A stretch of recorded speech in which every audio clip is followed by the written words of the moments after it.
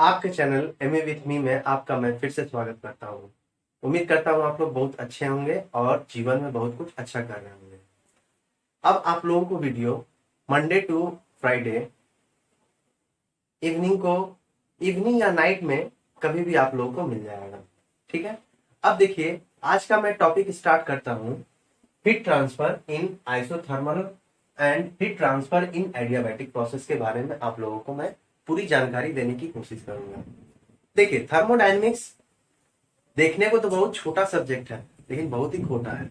और इसका वेटेज किसी भी एग्जामिनेशन में आप एसएससी जेई ले लीजिए या फिर किसी भी एग्जामिनेशन में आप आईएएस ले लीजिए, इंडियन इंजीनियरिंग सर्विस का मैं बात कर रहा हूँ। ठीक है, तो इसमें आप लोगों को बहुत ही ज्यादा वेटेज होता है। और थर्मोडायनेमिक्स क्या है? बेस है।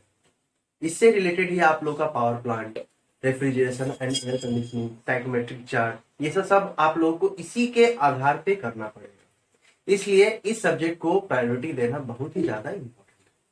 तो चलिए देखते हैं। देखिए, heat transfer in isothermal process. Isothermal process का मतलब क्या होता है? आइसो का मतलब समान और थर्मल का मतलब टेम्परेचर। ठीक है, तो आइसोथर्मल में क्या कांस्टेंट रहेगा? टेम्परेचर मेरा कांस्टेंट रहेगा। ये बात तो आप लोग को पता है। ठीक है, और इसका पीवी डायग्राम जब हम लोग ड्रॉ करते हैं तो ये कैसा बनता है? ये इस तरीके का स्लोप बनता है। और ये स्लोप क्या होता है? रेक्टेंगुलर हाइपरबोला होता है। और ये सब मैंने बता दिया है। अगर आपने नहीं देखा है तो पिछला वीडियो देखिए, एकदम डिटेल में मैंने बताया है। ठीक है, देखिए, तो ये जो रेक्टेंगुलर हाइपरबोला बनता है, और इसके बारे में मैंने एक बात और आप लोगों को बोला था कि ये एसिम्प्टोटिक कर्व देता है। अब ये एसिम्प्टोटिक कर्व क्या होता है? एसिम्प्टोटिक कर्व वो होता है जो क्या करता है, वॉल्यूम एक्सिस ले लो या फिर प्रेशर एक्सिस ले लो, ये कभी भी इस एक्सिस को टच नहीं करेगा। ये यहां से क्या हो जाएगा, एक लाइन पे जाने के बाद में ये एकदम पैरेलल हो जाएगा। ये लाइन पैरेलल का मतलब समझ रहे हैं ना? ये ठीक है, तो मतलब कि एक ऐसा पॉइंट आएगा, यहाँ पे वॉल्यूम की तरफ देख लीजिए या फिर प्रेशर की तरफ देख लीजिए। तो क्या होगा, ये मेरा वॉल्यूम एक्सिस है, ये क्या हो जाएगा, इसका जो एंड पॉइंट है ये क्या हो जाएगा, फिर ये पैरेलल हो जाएगा इसके साथ में, वॉल्यूम के साथ में। और यहाँ पे भी अगर हम देखेंगे तो प्रेशर के साथ में भी वो क्या हो जाएगा, इसके बाद ये पैरेलल हो जाएगा। इसलिए इसको बोला जाता है रेक्टेंगुलर हाइपरबोला। ठीक है, अब देखिए, अब आइसोथर्मल के बारे में तो आपको समझ में आया। अब देखिए, एक लॉ बताया था, वो कौन था? जूल साहब। जूल साहब क्या बताए थे कि इंटरनल एनर्जी क्या होता है? फंक्शन ऑफ टेम्परेचर होता है। तो function of temperature internal energy होता है, ये बात मैंने आपको बताया था। इसके बाद में फर्स्ट लॉ ऑफ थर्मोडायनेमिक्स लगा दीजिए। तो फर्स्ट लॉ ऑफ थर्मोडायनेमिक्स का मतलब क्या हो गया? dq is equal to du plus dw। ठीक है, अब एक बात बताइए मुझे, जब टेम्परेचर मेरा कांस्टेंट है और internal energy is equal to क्या होता है? एमसीवी। इसके पहले वाले क्लास में मैंने बताया है आप लोग को। ठीक है, ये क्या होता है? MCV dt। ठीक है, और ये टेम्परेचर क्या है? मेरा कांस्टेंट है ना। ठीक है, जब ये टेम्परेचर मेरा कांस्टेंट है तो इसमें किसी तरह का चेंज आएगा इंटरनल एनर्जी में? एकदम नहीं आएगा। जब चेंज नहीं आएगा तो मतलब कि dq जो होगा dw के बराबर हो जाएगा। तो यही तो मेरा निकला हीट ट्रांसफर।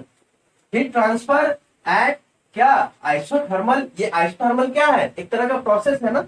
तो heat transfer in isothermal process मेरा क्या होगा? dw के बराबर होगा। मतलब कि वर्क ट्रांसफर जितना होगा मेरा हीट ट्रांसफर उतना ही होगा। इतना बात आप लोग को समझ में आए?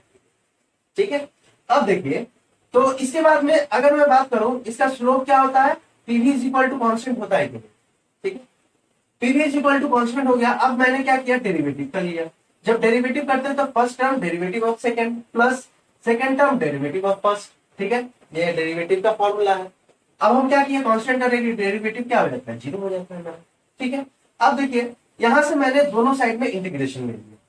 अब यहां पे क्या हुआ? पहले देखिए मैंने क्या किया, पीडीवी है इज इक्वल टू, ये क्या हो जाएगा? ये प्लस है तो ये माइनस में जाएगा। अब उसके बाद मैंने इंटीग्रेशन साइन ले लिया।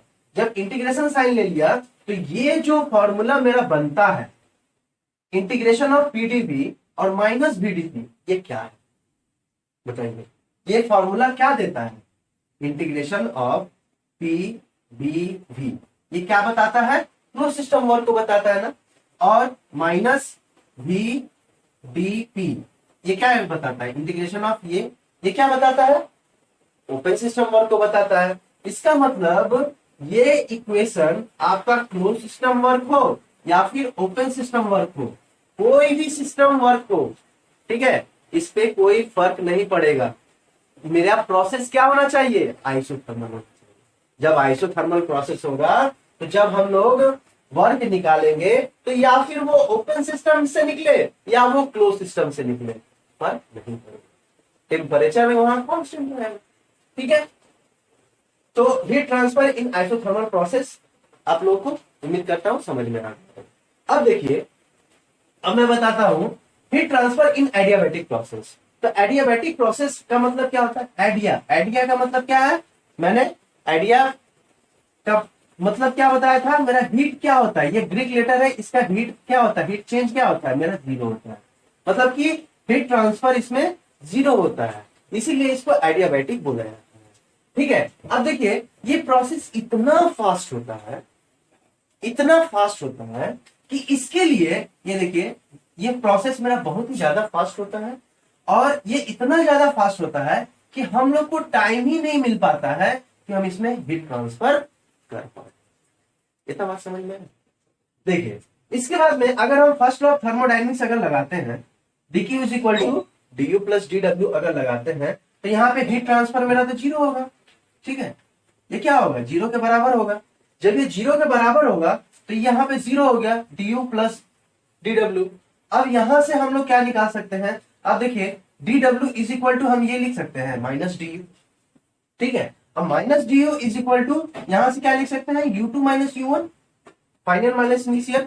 अब फाइनल माइनस इनिशियल यहाँ माइनस साइन था, माइनस साइन को जब अंदर ले लिया तो u1 माइनस u2, मतलब ये मेरा एनर्जी किसके फॉर्म में ले रहा है, ये इंटरनल एनर्जी को ही यूज कर रहा है कि नहीं? एक बात समझ में आ रहा है कि नहीं आपको, ये जो प्रोसेस है इसमें इंटरनल एनर्जी मेरा पहले वाला ज्यादा है ना बाद वाला ज्यादा है, मेरा पहले वाला इंटरनल एनर्जी मेरा ज्यादा है, u1 माइनस u, ना कि u2 माइनस u, ठीक है। तो इंटरनल एनर्जी जो है मेरा यहाँ पे मेरा इनिशियल इंटरनल एनर्जी मेरा ज्यादा होगा, मतलब कि इस पॉइंट पे मेरा जो इंटरनल एनर्जी होगा और इस पॉइंट पे इंटरनल एनर्जी जो जब हम लेंगे तो इस पॉइंट पे इंटरनल एनर्जी मेरा ज्यादा होगा, ठीक है। अच्छा तो अब देखिए इंटरनल एनर्जी का फॉर्मूला तो अभी मैंने बताया, du is equal to mcv dt, ठीक है। अब यहां से cv की जगह पे r by gamma minus one, मैंने फॉर्मूला ये बताया है आप लोग को और प्रूव भी करके दिखाया है, देख लीजिएगा उसको, ठीक है। अब देखिए यहाँ पे dw is equal to p1 v1 minus p2 v2 by gamma minus one, ठीक है। ये फॉर्मूला यहां से निकला, ये भी फॉर्मूला मैंने बताया है कि एडियाबैटिक प्रोसेस के लिए मेरा वर्क कितना होता है, ठीक है। अब देखिए यहां से तो फर्स्ट लॉ ऑफ थर्मोडायनेमिक्स में अगर हम ये फॉर्मूला अगर पुट करेंगे, ये क्या होता है, dq is equal to du plus dw, ठीक है। तो du के जगह पे हम ये पुट कर सकते हैं, ठीक है, इंटरनल एनर्जी ये वाला पुट कर दिए। इसके बाद में dw की जगह पे हम लोग ये पुट कर सकते हैं, यहां से हम पुट कर दिए, ये मेरा यहां से पुट हो गया, ठीक है। जब ये दोनों पुट हो गया तो पुट हो जाने के बाद में अब बताइए यहां से डायरेक्ट मैंने ये कैसे लिख लिया, देखिए हम लोग कैसे क्या करते हैं, Tv is equal to mRT, जानते हैं कि नहीं, ठीक है, बिल्कुल जानते हैं। तो अगर हम यहाँ पे P1 V1 और यहाँ पे T1 हो जाएगा, ठीक है, उसके बाद में P2 V2 is equal to mRT2, ठीक है। इसके बाद में हम लोग क्या लिख सकते हैं, यहाँ पे dt है ना, तो dt है तो हम लोग क्या लिख सकते हैं, mR, dt की जगह पे क्या लिख सकते हैं, r by gamma minus one हो गया, और ये dt की जगह पे क्या लिख सकते हैं, t2 माइनस t1 लिख सकते हैं, ठीक है। अब ये देखिए t2 की जगह पे क्या लिख सकते हैं, t2 की जगह पे p2 v2 लिख सकते हैं, तो इसलिए मैंने t2 की जगह पे p2 v2 लिखा। तो यहां से क्या बन जाएगा, p2 v2 minus p1 v1 plus, अब यहां से ये वाला फॉर्मूला जब हम यहाँ पे पुट करेंगे तो P1 V1 minus P2 V2। अब देखिए दोनों साइड में P2 V2 और P1 V1 मेरा कट जा रहा है, जब कट जा रहा है तो देखिए एडियाबैटिक प्रोसेस के लिए हीट ट्रांसफर मेरा जीरो है। देखिए इतना बात आपको समझ में आया कि नहीं, कि अब आप लोगों को ये बात पता चला कि मैं इतने दिनों से बोल रहा था कि हीट ट्रांसफर मेरा एडियाबैटिक के केस में मेरा जीरो होता है। अब ये जीरो मेरा प्रूव हो गया। तो उम्मीद करता हूँ आपको ये क्लास बहुत अच्छा लगा होगा और ऐसे ही अच्छा लगेगा। चलिए फिर मिलते हैं। ठीक ठीक।